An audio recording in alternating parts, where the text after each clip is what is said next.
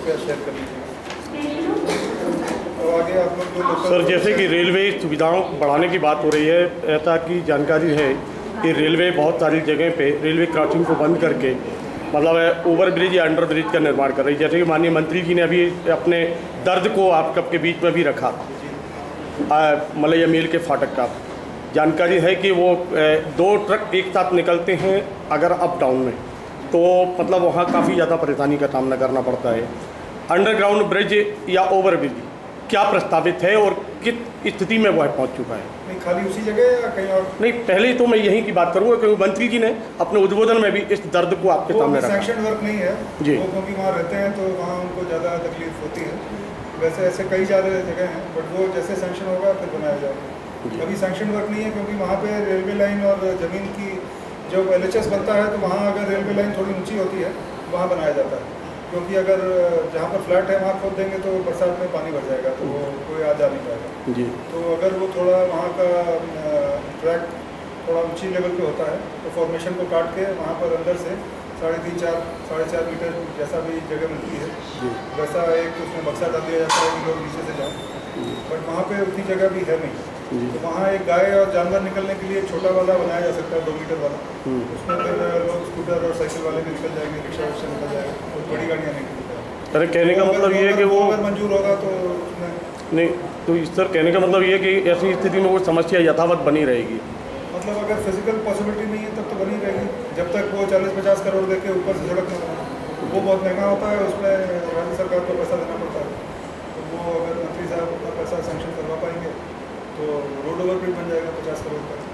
Sir, आपने अभी अपने उसमें बतलाया कि लगभग 17% आपने आय रेलवे में खाली अपने डिवीज़न में बढ़ी है। और जैसे कि यहाँ से जो चिरमिली एक ट्रेन चलती थी, वो ट्रेन का समय बदल देने से ये काफ़ी लंबा टाइम मतलब गैप मिलता है, कई घंटे का गैप आता है। उस गैप के चलते लगभग 10 से 12 बसें दमोह से पथरिया के बीच में चलने लगी। ऐसी स्थिति में क्या दमोह रेलवे स्टेशन की आय नहीं घटी? ये पैसेंजर ट्रेन से इतना कम होता है कि घटेगा भी तो पता नहीं चलेगा जी, क्योंकि जो मेन लेकिन 10 से 12 बसें अतिरिक्त चलने लगी तो ये आय तो मतलब जो रेलवे को मिलना थी वो तो चली गई। वो तो गया, बट अब किस वजह से समय बदला गया है वो किसी और स्टेशन में किसी को दिक्कत हो रही होगी, क्योंकि ट्रेन का टाइम टेबलिंग डिवीजन नहीं डिसाइड होता है। ये पूरी एक इंडिया की एक मीटिंग होती है दिल्ली में, क्योंकि गाड़ी का समय एक जगह तो बदलने से वहाँ के लोग खुश हो जाते हैं, दूसरी जगह के पे चिल्लाने लगते हैं। तो इसलिए पूरा ओवरऑल व्यू लेके ये खाली रेलवे बोर्ड लेवल पे टाइम टेबल डिसाइड होता है। तो उसमें ना मैं बोलने के लिए उसमें मेरा ठीक रहेगा और ना मेरे बोलने से कोई फ़र्क पड़ेगा, क्योंकि ये डिसीजन ऑल इंडिया लेवल पे और गाड़ी की अवेलेबिलिटी, प्लेटफॉर्म की अवेलेबिलिटी, रेक लेक लोगों बहुत चीज़ें देख के 7-8 चीज़ें देख के डिसाइड होता है।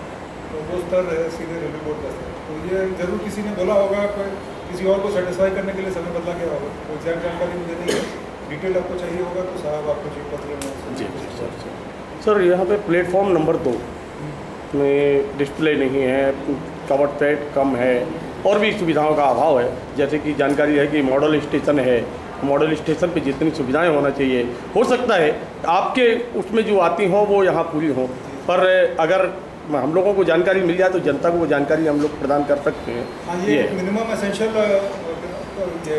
एम्यूनिटी MEA कहलाता है। वो हर जो स्टेशन की जितनी आय है उसके हिसाब से एक कागज़ में लिखा हुआ है कि इस कैटेगरी के स्टेशन को क्या क्या चीज़ होगी, उसके हिसाब से तो सारी चीज़ें पूर्ण है, बट वो उतना ही पे रुके ज़रूरी नहीं है। कई जगह उससे ज़्यादा भी दिया जाता है, लोकल पब्लिक का डिमांड देखते हुए का डिमांड देखते हुए। तो ये एक हमारा प्लानट होता है 53 जिसमें पैसेंजर एबिलिटी के पैसे मिलते हैं, तो उसमें पैसा होने से और हेडक्वार्टर हमारे CCM साहब, ये दोनों हमारे सीनियर DCM है, ये लोग सारे जोन का डिमांड देखते हुए एक एक करके सैंक्शन करते हैं। तो आप लोग भी बनते रहें, जोर लगाते रहें, आप लोग का भी नंबर आ जाएगा इस साल में। तो इस तरीके से देखा गया 2 नंबर प्लेटफॉर्म पर डिस्प्ले नहीं है। दूसरी चीज़, बड़ी गाड़ियाँ जो आती हैं वो प्लेटफॉर्म के बाहर खड़ी रहती हैं, जनरल बोगी के 3-4 डब्बे बाहर रहते हैं, काफ़ी असुविधा होती है यात्रियों को उतरने चढ़ने में। हाँ, तो वो चीज़ आप लोग भी लिखें और जनप्रतिनिधि लोग भी लिखते हैं, क्योंकि संसाधन लिमिटलेस नहीं है। ये बताइए।